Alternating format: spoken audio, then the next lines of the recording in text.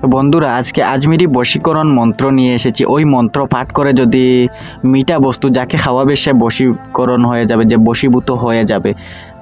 তো লাস্টে একটি কথা শুনে যাবেন যে 10-20 টাকা দিতে হয়, কাকে দিবেন আমি বলতেছি।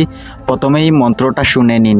যে কাউকে অল্প কিছু মিঠা খাইয়ে দিলেই সে আপনার বশীভূত হয়ে যাবে। মন্ত্রটি শুনে নিন, নিজেও করতে পারবেন, অন্য কাউকেও করে দিতে পারবেন। বিসমিল্লাহ বলিয়া আমি করিলাম শুরু, আজমিরের খাজা বাবা আমার দিলের গুরু। খাজা বাবার শাহী ডেগের মহিমা অপর, যার উসিলায় দূর হয়ে যায় মনের অন্ধকার। অমুক আর অমুকের মিলন হয়ে যায়, দুই অন্তরের দূরত্ব আজ চিরতরে খুয়ায়। পাষাণ মনের দেয়াল ব্যঙ্গে আসুক মধুর প্রীতি, সুফি দ্বারায় এই কালামে মিলবে মনের নীতি। কুচক্রি নজর যত পুড়ে হোক সাই, খাজা বাবার দরবারে মুরা এই দুয়া চাই। ডেগের তাবারকের মতো মিষ্টি হোক বাণী, ভালোবাসায় দন্য হোক অমুক আর আমার জিন্দেগানি। আমিন সুম্মা আমিন। আজমিরের শাহী ডেগের পবিত্র মাটি আর খাজা বাবার দরগার এই রহস্য, যা পাথরকে গলিয়ে পানি করে দেয়। আজ আমি আপনাদের এমন এক আজমিরি ফকিরি কালাম যে দিয়েছি, যা 100 বছর পুরানো বাঙ্গা দিল জোড়া লাগাতে পারে।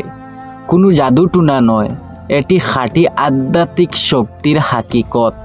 ভিডিও শেষ পর্যন্ত দেখবেন, না হলে ওই বিধি বুঝতে পারবেন না, মিস করে দেবেন। পরবর্তীতে বলবেন কি হলো, কাজ হলো না কেন। মানুষের মন জয় করার সবচেয়ে বড় চাবিকাঠি কি জানেন? আজমিরের এই পবিত্র দরগা। আমি সরাসরি ওই বড় ডেগ দেখাবো, ডেগের দৃশ্য। আমার সাথে থাকবেন এবং ওই মন্ত্রের বিধি শুনবেন। যে ওই নাম, দুইজনের নাম নিতে হবে মহাব্বত জাগানোর জন্য। তা জানতে পুরো ভিডিও দেখেন, শুনেন বিধি। ওই মন্ত্র 7 বার পাঠ করে কোনো মিষ্টি দ্রব্য, চিনি, গুড়, মিষ্টি, যে কোনো মিষ্টি খাওয়ায় ফুক দিয়ে যাকে খাওয়াবেন সে আপনার বসে আসবে ওই খাজা বাবার উসিয়ালায়। তারপর আপনি কোনো গরিব 3 জনকে খেতে দেবেন। গড়েও খেতে দিতে পারেন, অথবা বাজার হাটে পেয়ে তাকে হোটেলে তাকে পেট ভরিয়ে খাওয়াইতে পারেন। তো তার যে তাকে খাওয়াবেন কাজ হবে ওই রকম নয়, তার দিল শান্তি হবে, তার মানে আল্লাহ শান্তি হবে। তো দেখেন আজমিরের ডেগ রহমতে ভরা থাকে।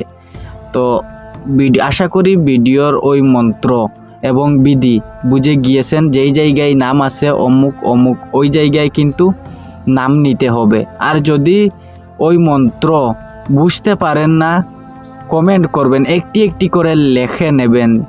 লিখে নেবেন। আর যদি বলেন ভাইজান ওইটা লিখে দিবেন, তো ঠিক আছে, আমি পরবর্তীতে লিখে দেব। কমেন্টে কমেন্ট করবেন যদি বুঝতে পারেন না। তো আজকের ভিডিও এটুকু। ভিডিও এখানেই বন্ধ করলাম। সাবস্ক্রাইব করে চ্যানেলের সঙ্গে থাকবেন।